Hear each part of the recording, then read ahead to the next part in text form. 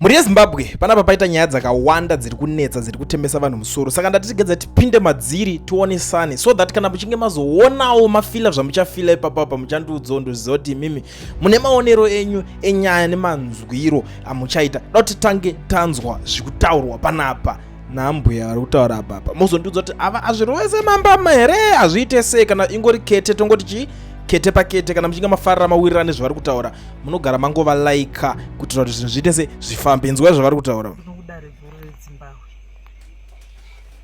ndatuma nevene veZimbabwe, ndine mashoko andinawo kwauri wemutungamiri wenyika yeZimbabwe, iwe Emerson Dambudzo Mnangagwa. Ndanzi ndikutsiure, kuramba kwako kutsiurika ishamu. Vene venyika yeZimbabwe havasi kufarira nemutungiro wavo kuita nyika yeZimbabwe.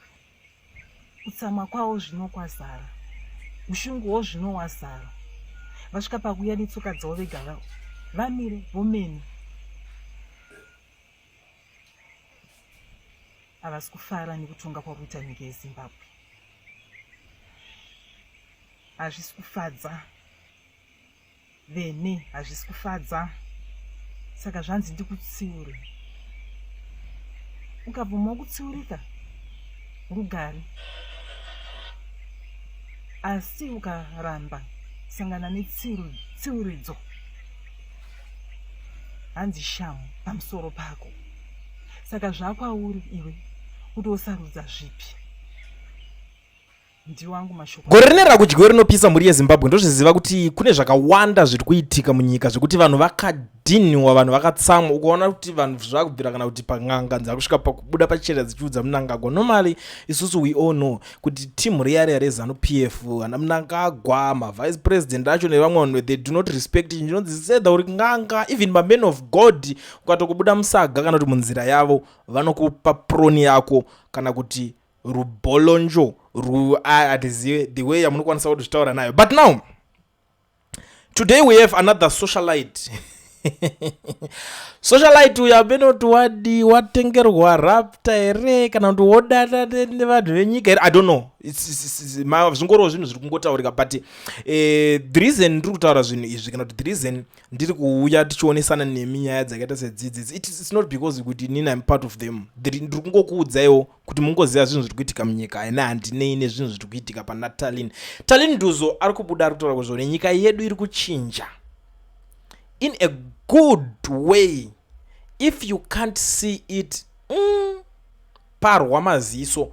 President wedu ari kugona basa. There is a huge difference in Zimbabwe. Slowly ndo shoko tiri kutambira riri kubva nekuna Tallinn Nduzo panapa, ende ari kubva aenderera kumberi after anotisa zvekutaurwa nevanhu. Ari kutaura kuti zvoni problem, you can't stand for yourself and you don't want to work hard for yourself. Unofunga kuti president will come door to door to tell you kuti zvamune muchida simawo madomasi. He can't do it alone. We have to help him changing our country. He is trying one brick by brick. You think being in diaspora tinokerwa madoo tichipiwa mari, yet we work every day and we are not need here. Home is home. All right. Ndio mashoko yake ari kutaura izvo zvachanga kuzvipindura. But inini I don't want to waste much of your time. Ndichapinda mu comment section ya Tallinn Nduzo. The reason why I'm not displaying comment section yacho pa screen, it is because for the security reasons. Because atidi kuti vanhu muzotanga kuzoona mastaya vamwe munenge mune hama panapa wataura zvinhu zvisizvo wauzoningirira. But kune vanenge vachifila kuti pamwe kule ndinongo wasarira munozongopfura nekwa Tallinn Nduzo. Pakati page yacho yakanzi Tallinn Nduzo page munoiona that post yaanyora iyoyo achishaudwa achipiwa size yake nemaZimbabweans. Pane wekutanga ari kutaura kuti zvoni ndo zvamunonetsera. If you can't see a problem nekubvisa brugwa pese pese, ndepapi paungaona problem ya president wako achiwondonga nyika. Parwa maziso iwewe kutanga.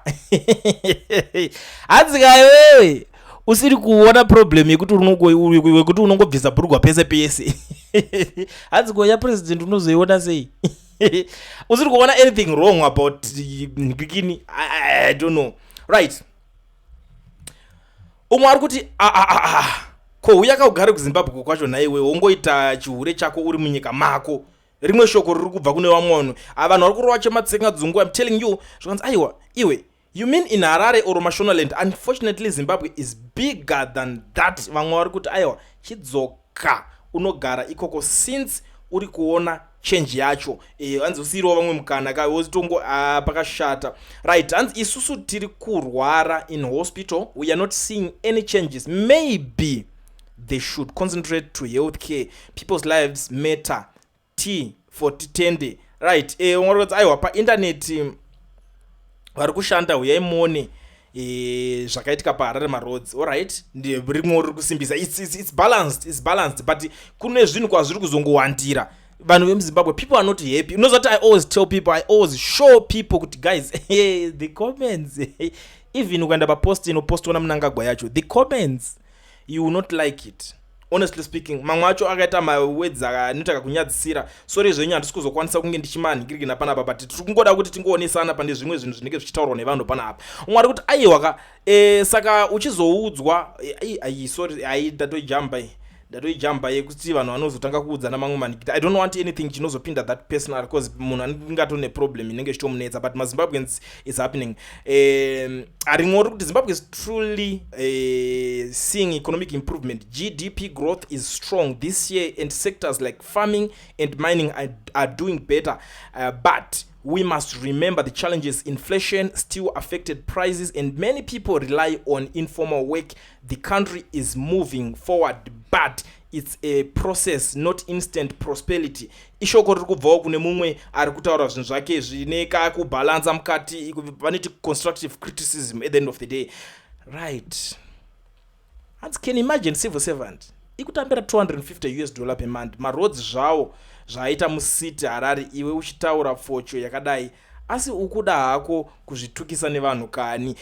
Ndo zvimwe zviri kutaurwa nevanhu muri kuzvinzwira. Right. Hanzi ayo iwe kayo iri kunaka kekuunza machinda kuzouraya macitizens. Masvingo road takasiya ichingogadzirwa nanhasi ichiri kungogadzirwa pasina kana change. Zvipatara hazvina mushonga, police haina kana mota. Iyo trabablas ndiyo yamuri kuti nyika yanaka here? Ndo mumwe mubvunzo uri kubuda nekune umwe munhu. Mwari kuti aiwa nyaya 1 yandiri kupokana newe, sei kuri kupiwa vanhu mota ende dzichipiwa vanhu vagara vaine plan kare? Ndeupi mutungamiriri wenyika muAfrica anopa vanhu mota, iwe ukaenda nemota yako kuzima umbofe wakaidriver? Dai vagadzirisa maroads pane kupa vanhu mota. Maaccident ari kuwanda because of roads. Rimwe shoko riri kubvawo kune mumwe munhu. Zvakawanda. Instead of building more factories to secure jobs for people, why are you giving out cars to rich people? Imi ndimi makavharwa meso. We need new readers. Wangwatayo sisi munenge makushaya kukupengera. Everyone has his opinions, but apa semunhu ari paground chikuchinja ndo chisipo. Pane zvamotaridzwa nezvinhu zvamusingatotaridzwe. Nerenovation inoitwa after some tweets and petition. Aibo, come here and stay only a month, you tell me otherwise. Pakashata. But it's not omana nezuro ndakaona umwe mfeso achienda kunovharira motorcade. So ndakati manaka people are going through a lot. Because pavachamutora ka ona munhu hangu unomira paperi pemotorcade kungomira kuti ndiurayeyo, right? Ndozvo zvangoitika pepe kuti zvakunomira pamberi pemotorcade kwakuti ndiuraye kwacho. Handisoda hangu kuti ndike zvakaona kuti imagine kuti uri munhu anotogara atomira aseta kamera kudhara achoda munhu ariningina ndiani. It's something chekuti vanhu people are sick and tired. Munhu wekuti anga atozvipira kuti handoda kunosangana nemukuru wacho ndikamumisa ari mumotorcade make momo totaurirana. Handiti mukuzviona kana akazoningina but I don't think kuti this is healthy for masocialite kupindira nyaya dzepolitics dzisinganyasoziva. Vakawanda vakazvizama izvi zvikaramba vachida kuswera vachiudzirana nenhingirikini vachiti aiwa zvinhu zviri kunaka munyika, zvinhu zviri kudai so. Pane ngonzionesana chokwadi kana iri kunaka nyika ikai. Uyai paground akomana tite sei tionesane. We love our country, but pavari kutadzwa totaura kuti vari kutadza pakati nepakati. Zimbabwe is good, Zimbabwe is beautiful as it is, but my politicians they are failing to deliver anything, even mapromises ava vakapa. This is the honest truth.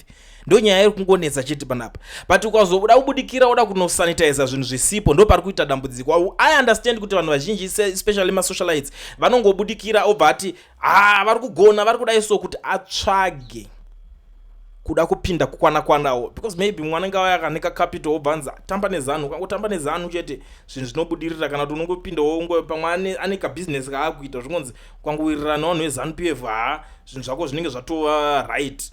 But inini zvangu honestly speaking ndakatozvionera this area, not kana uri a business person ari business minded azvinakana nemusoro wese zokuswera uchinzi tamba nezanu pf kuti business yako ribudirire. I understand, ndoziva strategy yema business people vekuti vanongokudza kuti asha inini zvangu handina time yekuswera ndichita sei ndichitukana negovernment iripo oro kubuda pachena ndichiratidza vanhu kuti ndiri wechii kana kuti chii. Vanongorova chi mabusiness avo vakanyarara. Ndo strategy yema business people kuti vakazonzi saka chaka vanenge vangoisawo maziportraits emunhu anenge achitonga mumaoffice, but doesn't mean kuti vanenge vachifarira. That strategy, I think it makes sense, because inazo ndakamboona vanhu vakaita sana strive masiya vachibudikira vachidikitira vachienda kuti vanzi kuti company shande. No, the real business people havana kana chekuita nezvematongerwo enyika nezvepolitics dzacho. Ndo zvatinongoonawo zvatinongo understand. But I don't know, it's up to you kuti mimi munoitorowo sei nyaya yacho kana yakusvika ipapa. But inini inini zvakuka, I'm telling you, rimwe riri kutotaura hanzi it's not easy to change maonero emunhu, but as fellow Zimbabweans we have to know government's responsibilities. So far our brothers and sisters are all over the world in big numbers. Yeah, idoimwe nyaya inoitika manje iyo. Ukaona makavakadanga padheni mombe dzese dzichazogara kana mudanga imomo kana 1 pashaya kana 1 itogaridza kuti unotama unopinda matanga evamwe unoziva kuti there is something wrong mudanga iroro. I think zvinokwanisa kumake sense. Kana kuti ukangoona vana vako vakutoti vakutongogara pa next door, iwo baba uripo kuti ndakutombonogara hangu ku next kunenge kuri kudyiwa zviri better, unenge watopindurika zvimwe zvese zvinenge zviri papa. It doesn't mean kuti vana vese kavakuvenga zvokungokuvenga just for mahala. It doesn't work like that. So ameno, it's up to them. Masistra munokwadzira mahara. Zimbabwe tinoiziva mushe haidi vanhu vakaita kakuzhangandira kana kuti uchida kunoonekwa nananhingirikini, you will be more disappointed. But I think zvamanje inini pangu ndatosakura ndazunza zvamuchazoitawo neinformation iyoyi yezviri kuitika izvi zvakwamuri. Mukadzi ari kudza Mnangagwa zvanyanya, neuyowo ari kubva audziridzwawo ada kuswera achida kunonhingirikina. This is 2026 pari kupisa. Kulian TV team VAT asi vanhu vachishamsika. Kulian TV haichatsika, saka subscribe wozolaika nechawana zvisapa nachichazosha. Everybody say Kulian yeah. Information is brilliant yeah. Everybody say Kulian.